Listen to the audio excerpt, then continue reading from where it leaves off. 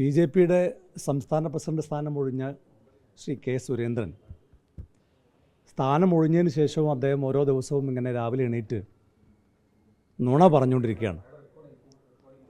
ഇപ്പോൾ സ്ഥാനം നഷ്ടപ്പെട്ടതിൻ്റെ ഒരു നിരാശയിൽ മാധ്യമങ്ങളിൽ നിറഞ്ഞു നിൽക്കുക എന്നുള്ളൊരു താല്പര്യമാണോ ഈ നുണ പറച്ചിലിൻ്റെ തുടർച്ചയ്ക്കുള്ള കാരണം എന്നുള്ളത് വ്യക്തമല്ല.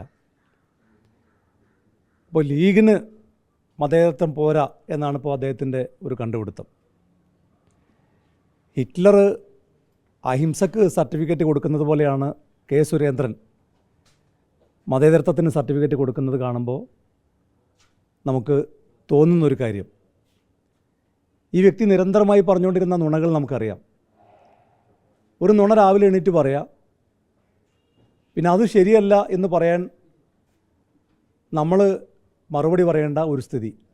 അത് സംഘപരിവാരം നിരന്തരമായി പറഞ്ഞുകൊണ്ടിരിക്കുന്ന ഒരു കാര്യമാണ്. ഒരു നുണ 100 തവണ ആവർത്തിച്ചാൽ അത് സത്യമാകും എന്ന ഒരു തത്വത്തിൻ്റെ അടിസ്ഥാനത്തിലായിരിക്കും ഇങ്ങനെ നുണകൾ പറയുന്നത്. ഇപ്പോൾ സുരേന്ദ്രൻ തന്നെ നേരത്തെ പറഞ്ഞിരുന്നത് മുസ്ലിങ്ങൾ ഭക്ഷണത്തിൽ തുപ്പിയിട്ടാണ് കൊടുക്കുന്നത്. അപ്പോൾ തുപ്പിയിട്ടല്ല കൊടുക്കുന്നത് എന്ന് തെളിയിക്കാൻ പിന്നെ നമ്മൾ നടക്കേണ്ടി വരിക. ഒരാളോട് ഇതേക്കുറിച്ച് പറഞ്ഞപ്പോൾ അദ്ദേഹം പറഞ്ഞത് ഒരു സംഘപരിവാറായ ഒരാളല്ല. ഞാൻ അദ്ദേഹത്തോട് പറഞ്ഞു, ഇങ്ങനെ സുരേന്ദ്രൻ്റെയൊക്കെ പ്രസ്താവന കണ്ടില്ലേ, ഭക്ഷണത്തിൽ തുപ്പിയിട്ടാണ് കൊടുക്കുന്നത് എന്ന് പോലും പറയുന്നു. അദ്ദേഹം ചോദിച്ചത് തുപ്പിയിട്ടല്ല കൊടുക്കുന്നതെന്ന് എന്താണ് തെളിവ്? ഇതാണ് ഇവർ ആഗ്രഹിക്കുന്നത്. ലവ് ജിഹാദ് ഇപ്പോഴും പറഞ്ഞുകൊണ്ടിരിക്കുകയാണ്. കേരള ഹൈക്കോടതി, കേരള പോലീസ്, NIA, കേന്ദ്രമന്ത്രി ഇന്ത്യയുടെ പാർലമെൻറ്റിലൊക്കെ ലവ് ജിഹാദ് ഇല്ല എന്ന് പറഞ്ഞിട്ടും ലവ് ജിഹാദ് ഉണ്ട് എന്ന് ഇവരിപ്പോഴും പറഞ്ഞുകൊണ്ടിരിക്കുകയാണ്.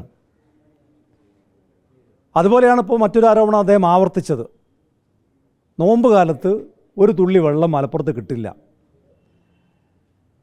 നോമ്പ് കാലത്ത് ഒരു തുള്ളി വെള്ളം കിട്ടാതെ മരിച്ച ആൾക്കാരുടെ ലിസ്റ്റൊന്ന് സുരേന്ദ്രൻ പുറത്തുവിടട്ടെ. അപ്പോൾ നോമ്പ് കാലമായാൽ തുറക്കുന്ന ഹോട്ടലുകളുടെ ലിസ്റ്റ് കൊടുത്തിട്ടാണ് അതിനെ സോഷ്യൽ മീഡിയ പ്രതിരോധിക്കുന്നത്. ഇത് ഓരോ നോമ്പ് കാലത്തും ഇങ്ങനെ ചെയ്യേണ്ട ഒരു സ്ഥിതി. ഇതറിയാത്തതുകൊണ്ടല്ല. പിന്നെ ചില ഹോട്ടലുകൾ നോമ്പ് കാലത്ത് തുറക്കില്ല. എന്താ കാരണം? ഇത് ബിസിനസ്സാണല്ലോ. ഇത് കച്ചവടത്തിൻ്റെ അടിസ്ഥാനപരമായ തത്വം എന്താണ്? ലാഭമാണ്. മലപ്പുറം ജില്ലയിൽ ഭൂരിപക്ഷം ആളുകൾ നോമ്പ് എടുക്കുന്ന ആളുകളായതുകൊണ്ട് ഹോട്ടലിൽ ഭക്ഷണം കഴിക്കാൻ ആളുകൾ കുറവായിരിക്കും. ഈ ബംഗാളികളും അതുപോലെ തന്നെ ബീഹാറിലൊക്കെ ഉള്ള ആളുകൾ ഈ കച്ചവടം കുറവാകുന്ന നോമ്പ് കാലത്താണ് ലീവ് എടുത്ത് നാട്ടിൽ പോവുക. അപ്പോൾ കച്ചവടം കുറവായതിന് നോമ്പ് കാലത്ത് കച്ചവടം സ്ഥാപനങ്ങൾ അടച്ചുപൂട്ടുന്നതിന് മുതലാളി കുറ്റം പറഞ്ഞിട്ട് കാര്യമുണ്ടോ? ഇപ്പോൾ കെ സുരേന്ദ്രൻ എന്താ ചെയ്യേണ്ടതെന്നാൽ പിന്നെ BJP-കാരോടൊക്കെ നോമ്പ് കാലമായ മലപ്പുറം ജില്ലയിലേക്ക് പോയിട്ട് അവിടുത്തെ ഹോട്ടലിലൊക്കെ കച്ചവടം കൂട്ടാൻ പറയണം. അപ്പോൾ കച്ചവടം കൂടുതലായാൽ സ്വാഭാവികമായും ആളുകൾ ലാഭം ആഗ്രഹിക്കുന്നവർ തുറക്കും.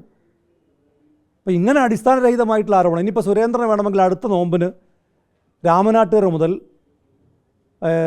എടപ്പാൾ വരെ, തൃശ്ശൂർ ജില്ലയുടെ അതിർത്തി വരെ ഒരു യാത്ര നടത്താൻ തയ്യാറാണെങ്കിൽ, ഇത് പരിശോധിക്കാൻ സുരേന്ദ്രൻ തയ്യാറുണ്ടെങ്കിൽ അത് കൊണ്ടുപോകാൻ ഞങ്ങൾ തയ്യാറാണ്. യൂത്ത് ലീഗ് തയ്യാറാണ്. അദ്ദേഹം തയ്യാറാവില്ല. ഈ പച്ചക്കള്ളം പിന്നെയും ആവർത്തിച്ചുകൊണ്ടേയിരിക്കും. അപ്പോൾ ഇത് അങ്ങനെ നിസ്സാരമായി കാണാൻ പാടില്ല. ഈ നുണപ്രചാരകരെ സംസ്ഥാന സർക്കാർ എങ്ങനെയാണ് കാണുന്നത് എന്നുള്ളത് വ്യക്തമാക്കണം. കേരള ഗവൺമെൻറ് ഇക്കാര്യത്തിൽ എന്ത് നടപടിയാണ് സ്വീകരിക്കുന്നത്? ഇങ്ങനെ നുണ പറയുന്ന, വിദ്വേഷം പറയുന്ന, വെറുപ്പ് പ്രചരിപ്പിക്കുന്ന ആളുകളോട് സംസ്ഥാന സർക്കാരിൻ്റെ നിലപാടെന്താണ്? ഇതിലും വലിയ കേസുകളൊക്കെ BJP നേതാക്കൾക്കെതിരെ വരുമ്പോൾ ഒത്തുതീർപ്പാകുന്നത് നമ്മൾ കണ്ടു.